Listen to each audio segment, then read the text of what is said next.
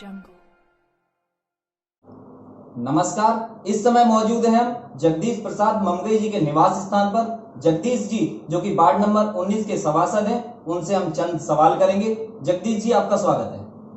नमस्कार। जगदीश जी, जैसा कि ये लॉकडाउन का माहौल चल रहा है, तो इस लॉकडाउन के माहौल में आप अपने क्षेत्र की जनता की मदद किस प्रकार कर रहे हैं? देखो जी, वार्ड नंबर 19 में आपको पता है कि थोड़े बहुत वहाँ कोरोना पॉजिटिव लोग भी पाए गए हैं, तो प्रशासन की वहाँ पे पूरी मदद है। सैनिटाइज हो रहा है, सारे गली गलियों में सैनिटाइज किया जा रहा है और सफाई में भी पूरा ध्यान रखा जा रहा है इस चीज़ का। बाकी मेरे क्षेत्र में वहाँ चेयरमैन का भी क्षेत्र पड़ता है, तो उन लोगों का भी उसमें पूरा सहयोग रहता है। और हमारे जो कार्यकर्ता हैं भाजपा के, वो कार्यकर्ता भी वहाँ पे 24 घंटे जब भी जरूरत होती है उसके काम के लिए निकले पड़े रहते हैं। जैसा कि हमें पता है कि आप उत्तराखंड जन कल्याण विकास समिति के अध्यक्ष भी हैं, तो इस समिति के माध्यम से भी आप लोगों की मदद कर रहे हैं। तो ये मदद प्रत्येक व्यक्ति के लिए है या सिर्फ उत्तराखंड के लोगों के लिए है? देखो, जो हमारी समिति है ये 1999 में यहाँ पे स्थापित हुई थी और हमारे जो पहले संस्थापक थे वो पान सिंह रावत जी थे। वो आज यहाँ पे नहीं, वो देहरादून में रहते हैं।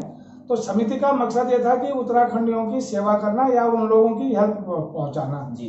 तो उस माध्यम से हमने अपने आपस में, हमारी समिति के लोगों ने, हमारी समिति में बहुत सारे पदाधिकारी हैं, बहुत सारे लोग हैं, कि पैसा इकट्ठा करके हमारे कार्यकर्ताओं ने हर जगह में, जो एक्चुअल में गरीब है उत्तराखंड समाज का जी, और वैसे कोई बाहर का भी आ जाता है तो हम उसको भी मदद करते हैं। ये नहीं, पर प्राथमिकता पहले उत्तराखंडियों की होती है।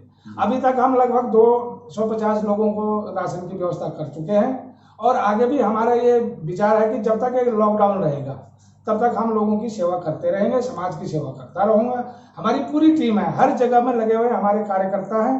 वो देख के आते हैं कि वाकई में ये इस लायक है या गरीब है या नहीं है, क्योंकि खोड़ा में तो इस टाइम ये चल रहा है कि यदि मेरे घर में किसी को पता लगे कि राशन बढ़ रही है तो पूरा मोहल्ला, पूरा इलाका आ जा रहा है।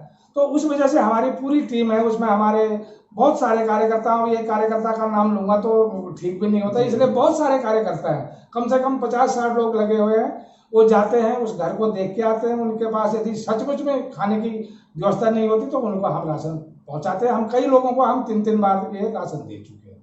रही जहाँ तक बाहर के लोगों की बात, तो कोई हमारे बाहर का समाज का भी गरीब आदमी आता है तो उसको भी हम पूरी वही सहायता देते हैं जो अपने उत्तराखंडी को देते हैं। ये मैं समाज के अध्यक्ष के नाते बोल रहा हूँ। बाकी रही मेरे वार्ड में कोई भी हो, किसी तरह भी है, वहाँ पे राशन की व्यवस्था के लिए तो खैर इतनी ज़्यादा व्यवस्था नहीं है। खाने पीने की व्यवस्था जो है वो बिरबल स्कूल में है, लोग बाग वहाँ से राशन ले जाते हैं, गवर्नमेंट की तरफ से वो व्यवस्था है।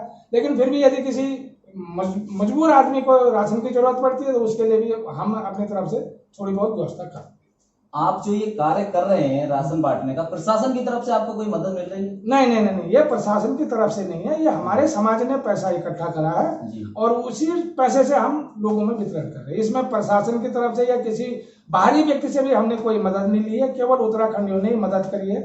उन्हीं लोगों ने अपना पैसा दिया है। हमारी यहाँ पे बहुत सारी महिला कीर्तन मंडलियाँ हैं, उन लोगों ने भी हमारा बहुत मदद की है। इस टाइम उन लोगों ने हमें बहुत पैसा दिया है और उस बदौलत हम इस कार्यक्रम को आज 25 तारीख से लेके और आज तक बिल्कुल बतूर चल रहा है। आज भी हम उसको एकदम बतूर जारी रखें और जब तक लॉकडाउन रहेगा उसको हम चला के रहेंगे। हमारे जो सहयोगी, मुझे बहुत अच्छे लोगों का सहयोग मिला है।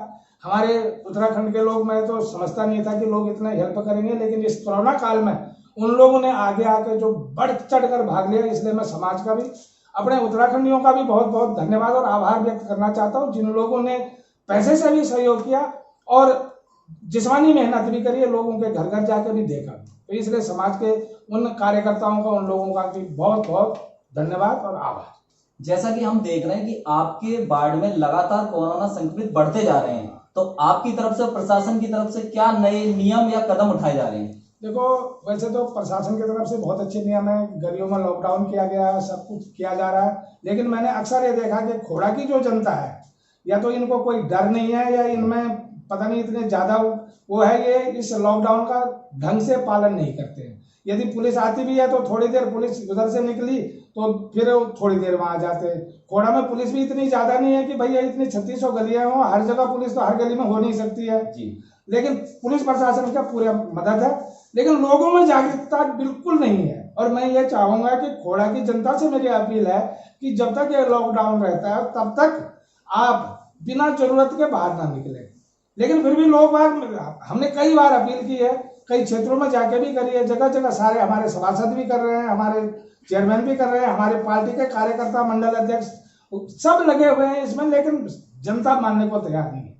और आप देख लीजिए कि इस टाइम बिल्कुल लॉकडाउन है, 12 बजे के बाद दुकानें बंद हैं, लेकिन फिर भी लोग बाग रोडों में घूम रहे हैं। ये यहाँ की जनता थोड़ी इस तरह की है कि जो प्रशासन को कम मान रही है। ये थे हमारे साथ जगदीश प्रसाद ममगई जी, जो कि वार्ड नंबर 19 के सभासद हैं। मैं सुनील कुमार प्रजापति, कैमरा पर्सन हर्ष के साथ, गाजियाबाद खोड़ा।